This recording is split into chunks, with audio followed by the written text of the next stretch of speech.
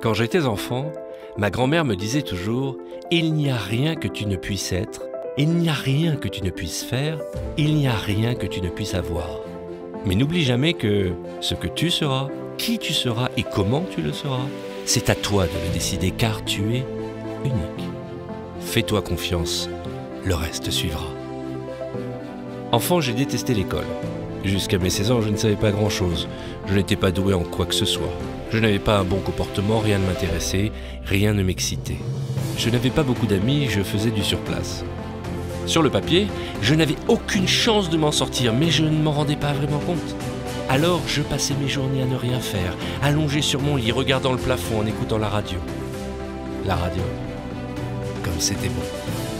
Je me souviens de ses voix, ses rires, ses intonations, ses histoires, j'étais fasciné. La radio était mon refuge, mon échappatoire à cette vie minable dans laquelle je m'étais englué.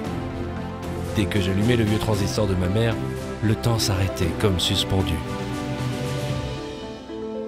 J'avais enfin trouvé mon rêve, mon but, ma raison de vivre et d'espérer.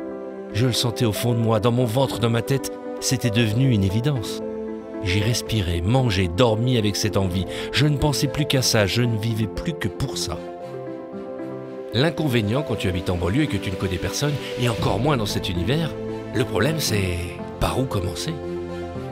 Un matin, au détour d'une rue de Massy, j'ai croisé par hasard un gars génial, Alpha Diallo. Enfin, quand je dis par hasard, ça faisait 3 heures que j'attendais qu'il passe dans cette rue. Alpha s'occupait d'une radio libre de mon quartier. Ce jour-là, je me suis souvenu des conseils de ma grand-mère et je suis allé lui parler. Je lui ai dit « Je n'y connais rien, mais je rêve de faire de la radio. Je n'ai pas fait vraiment d'études, mais je sais ce que je veux, je sais qui je suis et je sais que je suis un animateur radio. » Il m'a écouté d'abord surpris, puis nous avons commencé à discuter. Il m'a introduit à cette idée que peu importe de quoi a été fait le passé, tu n'as peut-être pas eu une enfance très joyeuse, ou peut-être que si, tu n'as peut-être pas eu une bonne éducation, ou peut-être que si. Ça n'a pas d'importance, tant que tu as un but et que tu veux te donner les moyens de l'atteindre. Après 10 minutes de conversation, il m'a proposé de passer visiter la radio. Ce jour-là, ma vie a basculé, vous connaissez la suite. Je sais ce que vous pensez, j'ai eu beaucoup de chance. C'est vrai. Mais ce n'est pas la chance qui s'est levée à 4 heures du matin pendant 20 ans pour aller à la radio, c'est moi. Ce n'est pas la chance qui a passé les plus belles années de sa jeunesse à bosser nuit et jour, c'est moi. Ce n'est pas la chance qui est venue me consoler dans mes moments de doute et sécher mes larmes après chaque épreuve. Non, c'est moi. Et pourtant, je la bénis tous les jours, cette chance.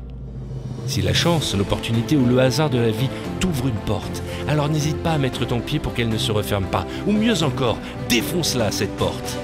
Parce qu'elle arrivera, ta chance, crois-moi.